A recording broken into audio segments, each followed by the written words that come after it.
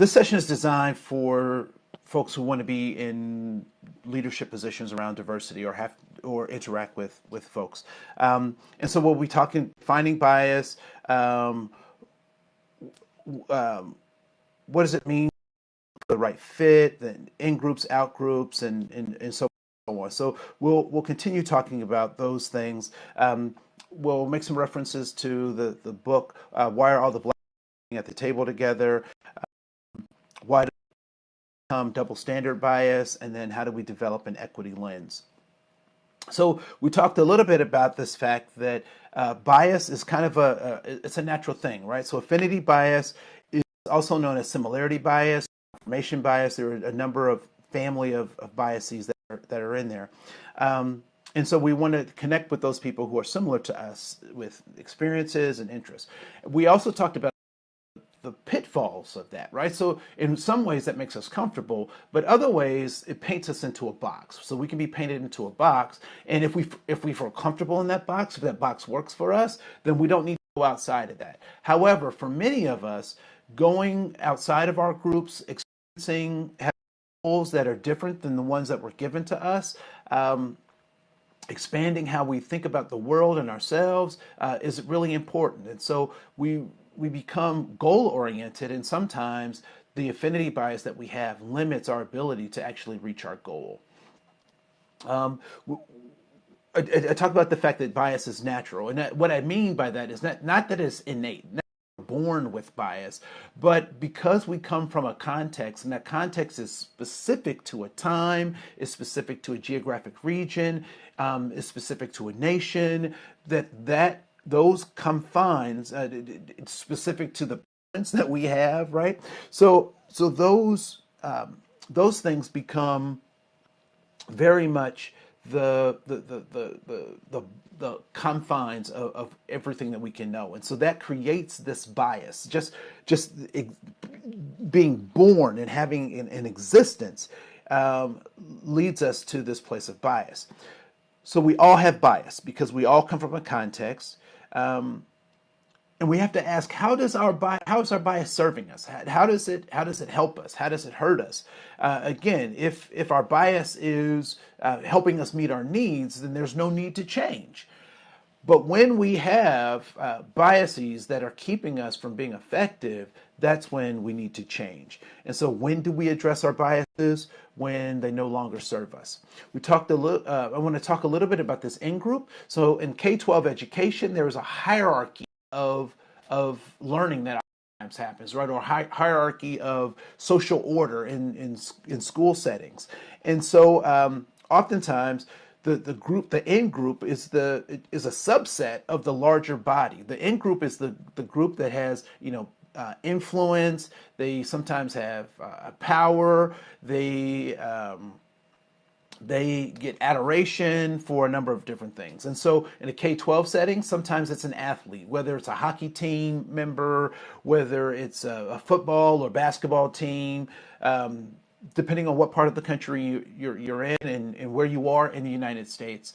Those are some of those kind of in-groups, right? In the K-12 setting, there are also the out-groups, and these are the kids sometimes referred to as the loners or the emo kids, who are another subset that may not necessarily have the same adoration, the same access to power as the so-called popular kids or influencers, as oftentimes they're referred. And so when we think about this in-group and this out-group, there are also sets of mindsets and behaviors that go along with these groups. One way to also look at it, another metaphor, is to look at the story of the star-bellied sneetches, and we'll talk about the star-bellied sneetches a little bit later in this course. So, but there were these fictional characters. Some had stars and some didn't, and one group was envious of the other, so they got stars, and then the other group that had stars didn't want them because the other group had stars, so they went without stars. And so they started having this back and forth until everybody had stars, different configurations of stars. And so what that helps us recognize that there are some mindsets, there are some attitudes, and there's some behaviors that come with these group memberships. And so for the in group, What does that mindset look like? And so I'll ask you just to jot some few notes down on what that mindset might look like, what those attitudes might look like, what those behaviors might look like. And then for the out group, what are those mindsets of the out group? What are some of the attitudes of the out group? And what are some of the behaviors of the out group? And so what does it mean to look for the right fit? So in corporate hiring practices, organizations typically want to get people who fit in. The problem, however, is that oftentimes the definition of fit is not a clear definition. For the people who are making judgments about allowing people into an organization, or for the people who are looking to join an organization. So this idea of fit oftentimes isn't as concrete as we like or isn't as useful as oftentimes it is used, right? So, so what is fit? What is the right fit? So I want you to talk about a time when you were in an organization where you fit, and a time that you didn't fit, right? So what does this idea of fit mean? And then we'll talk about this idea of in-groups, right? So in-groups have open express tendencies and feel a sense of entitlement given their context. Out-groups are a small subset, limited access and influence to power given a particular context. And so when we think about these in-groups and these out-groups, it's important to recognize that we've all been in one of those groups, right? So think about a time when you have been in this kind of influencer group, this in-group, and times when you've been in the out-group. What I also want us to think about is the fact that oftentimes leadership positions or leadership traits that we find desirable are those of the extroverts, and those extroverts become or form an in-group, so to speak, and that the out-group then becomes some of the introverts. Think about who talks the most, who has the most to say, who gets listened to the most. We must recognize that this in-group, out-group stuff happens even with those introverts and extroverts. We know that extroverts have these leadership skills, but we also must recognize that introverts can be just as effective as leaders as extroverts, and sometimes even more so because they're able to take in more information and build on that to give to other people, right? So that's important to recognize. So how do we manage these in groups and these out groups? How do we manage this fit? So one of the things we have to recognize is that the in groups and the out groups have their own circles, and as leaders, we have to draw a circle that's bigger than both of their circles so that we include them. And so what that means is we have to acknowledge our hierarchy, that we have tendency to go towards our extroverts over our introverts. So as a leader, I have to be conscious of that myself, of my own tendencies when trying to relate to other people, because that's when I can start to grow and be effective, when I recognize my own tendencies.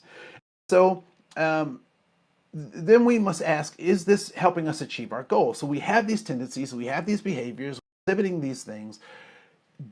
Do those behaviors lead us to a positive conclusion or an effective conclusion? Do they get us to the goal? And if not, then we need to change something. And then we have to recognize that we have to allow these in-groups and these out-groups to network. So sometimes it may feel like a forced kind of thing, but just like any exercise routine, when you first do it, it feels uncomfortable. It's a little bit odd, you feel weird. But after a while, and you get into the rhythm, the routine, second nature, right? So wax on, wax off, second nature. And so when we think about how we work with groups, that becomes important. So I use this next piece just kind of as a carrot to get people to thinking. And the question is, why do all the black kids sit at the lunch table together? And there are lots of reasons. There's a book by the same name and title that really covers this and explains this. But what I'd like to offer is the inverse of that. Why are all the white kids sitting at tables together? Why are the Asian kids sitting at tables together? Why are the Hispanic, Latino, Latinx young people sitting at tables together? And because it's easy to flip it on to these groups, the oftentimes the out groups, and say, why aren't those out group members participating like the in group members? But how often do members actually? How often do in group members isolate themselves by all sorts of means, right? To maintain their positionality. And so the next question is, why do white kids separate themselves? Because if we don't challenge these systems, they won't change. If we don't ask these questions, if we don't start thinking about things and see things in a different way, then we won't be able to challenge this affinity bias that sometimes could be limiting our effectiveness. So part of our job is to help look at the impacts of people's choices. So if I continue to separate those impacts, I don't invite people to what are those impacts. And so really getting people to be critical in their thinking and to be intentional and goal driven, right? So to be intentional and goal driven. So oftentimes when I taught middle school, and get some negative consequences, and I'd ask them, is this what you meant to happen? Is this your goal? And they would say, no, this wasn't my goal. And I said, okay, what was your goal?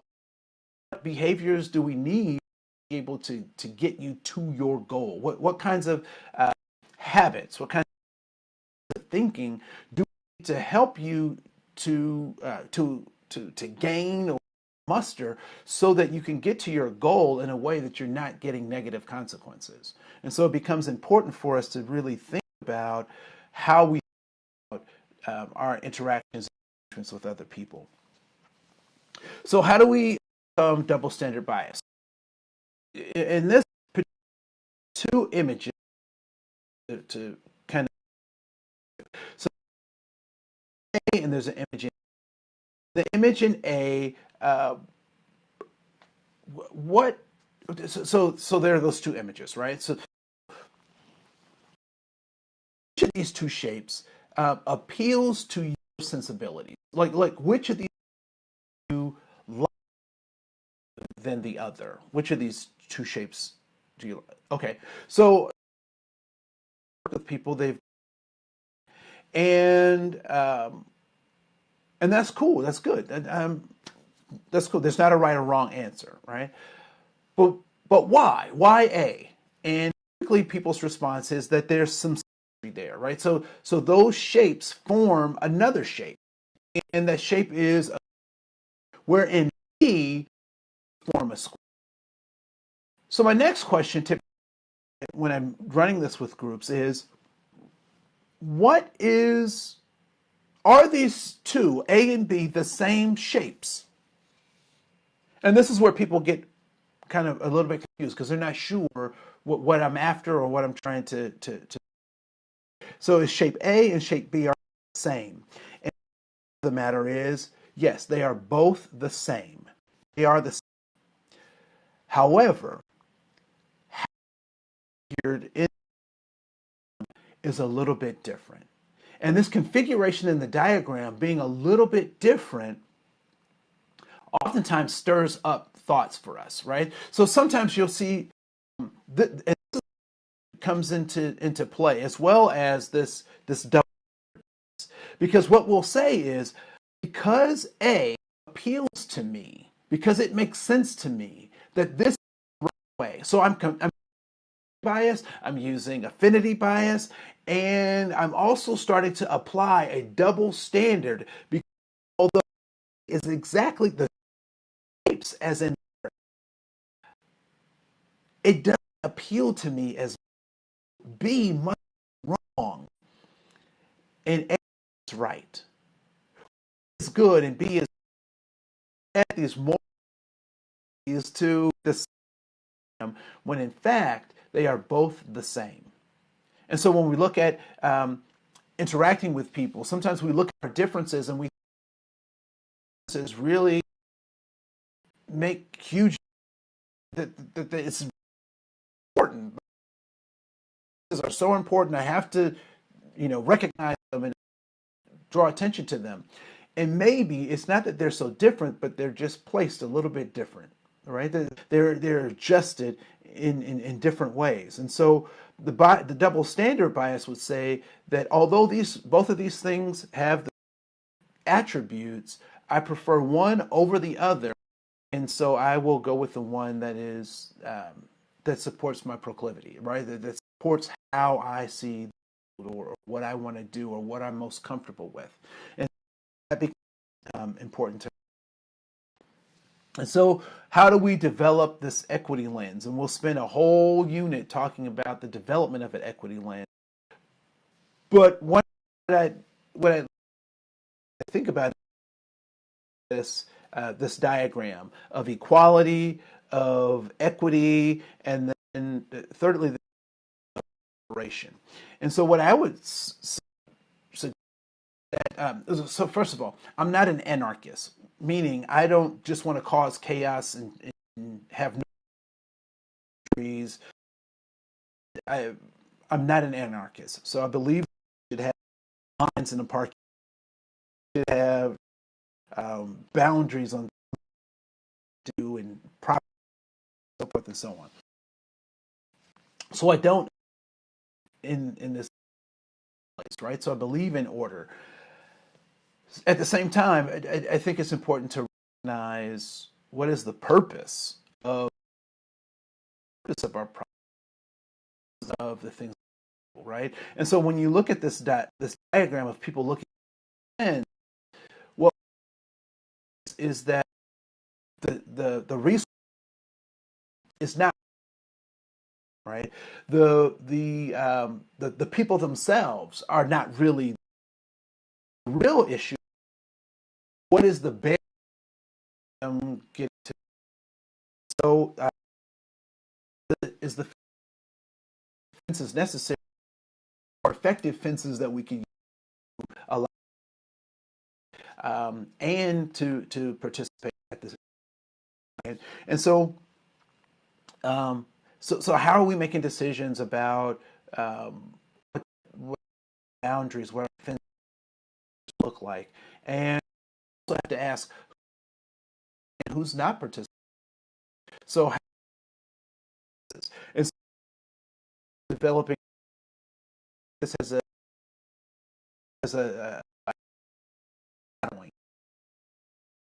is that we have to recognize people, process, and power / participation, right? So we're looking at who are the people who are processing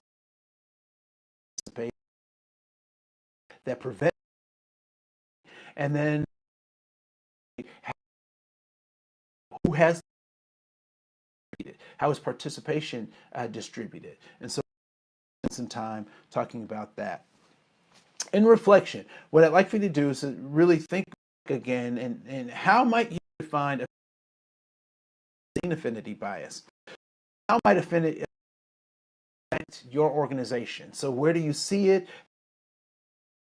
And of affinity bias impact your leadership and your organization? So now what information? Now that we've talked about affinity bias, we've talked about a paradigm, we've talked about the fact that all human beings have bias.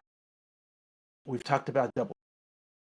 So how all this stuff to become a more effective leader? And so with that, I'll leave you until we go to our course. Thanks.